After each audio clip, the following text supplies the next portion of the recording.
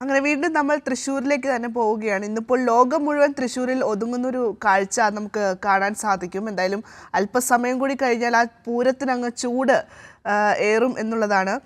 ഏതായാലും തൃശ്ശൂർ പൂരത്തിന് തുടക്കം കുറിച്ചിരിക്കുന്നു. ചെമ്പുക്കാവ് ഭഗവതി എഴുന്നള്ളിപ്പിനായി തെച്ചിക്കോട്ടുകാവ് രാമചന്ദ്രൻ ക്ഷേത്രത്തിലെത്തിയിട്ടുണ്ട്. ചെമ്പുക്കാവ് ഭഗവതി ക്ഷേത്രത്തിൽ നിന്ന് നമ്മുടെ പ്രതിനിധി ശരത് ഓങ്ങല്ലൂർ ചേരുന്നുണ്ട്. ശരത്തെ, തൃശ്ശൂർ പൂരത്തിനെ സംബന്ധിച്ചിടത്തോളം നിരവധിയായിട്ടുള്ള പ്രത്യേകതകളുണ്ട്. അതായത് ഓരോ മുക്കിലും മൂലയിലും സംബന്ധിച്ചിടത്തോളം ഈ നിരവധി പ്രത്യേകതകളുള്ള ഒരു കാര്യമാണ് തൃശ്ശൂർ പൂരം എന്ന് പറയുന്നത്. അതിൽ ഏറ്റവും എടുത്തു പറയേണ്ട ഒരു കാര്യം തെച്ചിക്കോട്ടുകാവ് രാമചന്ദ്രൻ എന്നുള്ളതാണ്. നമുക്കറിയാം, ഒരു ഗ്ലാമർ താരമാണ് പൂരത്തിൻ്റെ രാമചന്ദ്രൻ എന്ന് പറയുന്നത്. തൃശ്ശൂരുകാരുടെ രാമൻ എന്ന് തന്നെയാണ് പറയുന്നത്. എങ്ങനെയാലും ഇപ്പോൾ ചെമ്പുക്കാവ് ഭഗവതി ക്ഷേത്രത്തിൽ അതിനുള്ള ഒരുക്കങ്ങളൊക്കെ പൂർത്തിയായെന്ന് മനസ്സിലാക്കാൻ പറ്റുന്നുണ്ട്. നേരത്തെ കണിമംഗലം ശാസ്താവിൻ്റെ പുറപ്പാട് ഉണ്ടായിരുന്നു. അതോടുകൂടി തൃശ്ശൂർ പൂരത്തിന് ആരംഭം കുറിച്ചിരിക്കുന്നു. എങ്ങനെയൊക്കെയാണ് അവിടെയുള്ള ഒരുക്കങ്ങളും കാര്യങ്ങളൊക്കെ?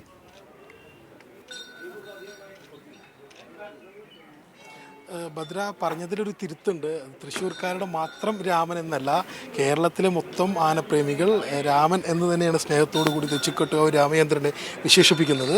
എന്തായാലും നിരവധി ആശങ്കകൾ ഉണ്ടായിരുന്നു ഇതുമായി ബന്ധപ്പെട്ടുകൊണ്ട്. ഇത്തവണ തെച്ചിക്കോട്ടുകാവ് രാമചന്ദ്രൻ ഉണ്ടാവില്ല എന്ന രീതിയിലുള്ള വാർത്തകൾ വന്നിരുന്നു. അതിനെ തുടർന്ന് വലിയ ആശങ്കകളുണ്ടായിരുന്നു. എന്നാൽ ആ ആശങ്കകളെല്ലാം അസ്ഥാനത്താക്കിക്കൊണ്ടാണ് ഇത്തവണ ചെമ്പുക്കാവ് കാർത്യായനി ദേവി ക്ഷേത്രത്തിൽ ഈ തെച്ചിക്കോട്ടുകാവ് രാമചന്ദ്രൻ തിടമ്പേറ്റുന്നത്. എന്തായാലും ചെമ്പുക്കാവിലമ്മയെ കൊണ്ടാണ് രാമൻ ഇത്തവണ പുറത്തേക്ക് എത്തുന്നത്. പൂര ദിവസം രാവിലെ 7-നാണ് ചെമ്പുക്കാവ് ക്ഷേത്രത്തിൽ നിന്ന് എഴുന്നള്ളിപ്പ് ആരംഭിക്കുക എന്നാണ് പറയുന്നത്. 9 കൂടിയിട്ട് വടക്കുംനാഥ ക്ഷേത്രത്തിൻ്റെ കിഴക്കേ ഗോപുരനട വഴി ക്ഷേത്രത്തിനുള്ളിൽ പ്രവേശിക്കും. 10:30 കൂടിയിട്ട് മേളം അവസാനിച്ച് തെക്കേ ഗോപുരം വഴി പുറത്തിറങ്ങും. അതുവരെ രാമനും എഴുന്നള്ളിപ്പിനൊപ്പം ഉണ്ടാകും എന്നത് ഒരു ശരാശരി ആനപ്രേമിയെ സംബന്ധിച്ച് വലിയ സന്തോഷമുള്ള കാര്യമാണ്. നമുക്കറിയാം, സാധാരണത്തിൽ കവിഞ്ഞ് വലിയ തിരക്ക് ഈ ക്ഷേത്ര പരിസരത്ത് എല്ലാം ഉണ്ട്. കാരണം ദൂരദേശങ്ങളിൽ നിന്ന് വന്ന നിരവധി പേര് ഇവിടെയുണ്ട്. കാരണം അതിനെല്ലാം കാരണം, അല്ലെങ്കിൽ അതിനെല്ലാം പറയുന്നത്, തെച്ചിക്കോട്ടുകാവ് രാമചന്ദ്രനെ തങ്ങളുടെ പ്രിയപ്പെട്ട രാമൻ തിടമ്പേറ്റ് പുറത്തിറങ്ങുന്നത് കാണുക എന്ന ആഗ്രഹത്തോട് കൂടിയിട്ടാണ് വന്നിട്ടുള്ളത്. നമുക്ക് ഈ അമ്പലത്തിന് പുറത്തേക്ക് പോയി കഴിഞ്ഞാൽ അവിടെ ചെറിയ പ്രായത്തിലുള്ള, അല്ലെങ്കിൽ വളരെ യുവജനങ്ങളായിട്ടുള്ള നിരവധി പേര് വിദൂരദേശങ്ങളിൽ നിന്ന് വരെ വന്നിട്ടുണ്ട്. അവരുടെ എല്ലാം ആഗ്രഹം എന്ന് പറയുന്നത് രാമനെ അടുത്ത് കാണുക, രാമൻ തിടമ്പേറ്റ് പുറത്തിറങ്ങുന്നത് കാണുക എന്ന് തന്നെയാണ്.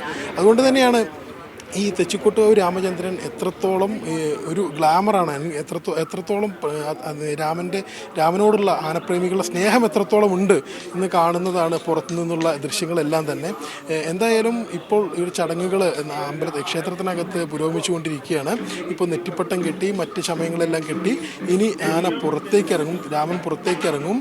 അതോട് കൂടിയിട്ട് 7 മണിയോട് കൂടിയിട്ട് ഈ പറയുന്ന ചെമ്പുക്കാവ് കാർത്യായനി ഭഗവതി ക്ഷേത്രത്തിൻ്റെ തിടമ്പുമായിട്ട്, ചെമ്പുക്കാവ് അമ്മയുടെ തിടമ്പുമായിട്ട് വടക്കുംനാഥ ക്ഷേത്രത്തിലേക്ക് പോകും. വടക്കുംനാഥ ക്ഷേത്രത്തിലേക്ക് പോകുന്നത് പാറമേക്കാവ് ക്ഷേത്രം വഴിയാണ് പോകുന്നത്. എന്നിട്ട് വടക്കുംനാഥ ക്ഷേത്രത്തിൻ്റെ കിഴക്കേ ഗോപുര നട വഴി ക്ഷേത്രത്തിൽ പ്രവേശിക്കും. എന്നിട്ട് അവിടെ വടക്കുംനാഥ ക്ഷേത്രത്തിൽ 9 മണിയോട് കൂടിയിട്ട് കിഴക്കേ ഗോപുര നട വഴി പ്രവേശിക്കും. 10:30 മേളം അവസാനിപ്പിച്ച് തെക്കേ ഗോപുര വഴി പുറത്തിറങ്ങും എന്നാണ് പ്രത്യേകത. അതുവരെ രാമനും ഉണ്ടാകുമെന്നാണ് പറയുന്നത്. കഴിഞ്ഞ തവണ നെയ്തലക്കാവിനൊപ്പമായിരുന്നു രാമനുണ്ടായിരുന്നത്. ഇത്തവണ രാമൻ ഉണ്ടാകില്ല എന്ന രീതിയിലുള്ള വാർത്തകൾ വന്നത് വലിയ ആനപ്രേമിയെ സംബന്ധിച്ച്, ഒരു ശരാശരി ആനപ്രേമിയെ സംബന്ധിച്ച് വലിയ നിരാശ ഉണ്ടാക്കുന്നൊരു വാർത്തയായിരുന്നു. എന്നാൽ ആ വാർത്തയ്ക്ക് അധികം ആയുസുണ്ടായില്ല. തൊട്ട് ദിവസം തന്നെ പറഞ്ഞു ഇത്തവണ ചെമ്പുക്കാവിലമ്മയുടെ കൂടെ രാമനുണ്ടാകും എന്ന വാർത്ത പുറത്തു വന്നതോടുകൂടി ആനപ്രേമികളെല്ലാം ആശ്വസിച്ചു. രാവിലെ 7 മണിക്കാണ് ഈ എഴുന്നള്ളിപ്പ് നടക്കുക. ഭദ്രം. അതെ, തീർച്ചയായും ശരത്ത്, എന്തായാലും ഞാൻ അതിൽ ഇപ്പോൾ ഖേദിക്കുന്നു. കാരണം തൃശ്ശൂരുകാരന് മാത്രമല്ല, തെച്ചിക്കോട്ട് രാമചന്ദ്രൻ എന്ന് പറയുന്നത് കേരളത്തിൻ്റെ മൊത്തം വികാരമാണ്. നേരത്തെ ശരത്ത് പറഞ്ഞതുപോലെ തന്നെ നിരവധിയായിട്ടുള്ള കാര്യങ്ങൾ, അതായത് നമുക്കറിയാം ഏഷ്യയിലെ തന്നെ ഏറ്റവും ഉയരം കൂടിയിട്ടുള്ള 2ാമത്തെ ആന എന്നുള്ളൊരു ഖ്യാതി ഉണ്ട്. ഒരു പക്ഷേ നമുക്ക് പറയാം, തൃശ്ശൂർ പൂരത്തിന് രാമനില്ലാതെ എന്ത് തൃശ്ശൂർ പൂരം എന്ന് പലപ്പോഴും പറഞ്ഞു കേട്ടിട്ടുണ്ട്. അതായത് 2014 എനിക്ക് തോന്നുന്നുണ്ട്. ആ 2014 മുതൽക്ക് ഇങ്ങോട്ട് തെച്ചിക്കോട്ടുകാവ് രാമചന്ദ്രൻ ഇല്ലാത്ത തൃശ്ശൂർ പൂരത്തെക്കുറിച്ച് ഓർക്കാൻ പോലും മലയാളികൾക്ക് കഴിഞ്ഞിട്ടില്ല. അങ്ങനെയല്ലേ ശരത്?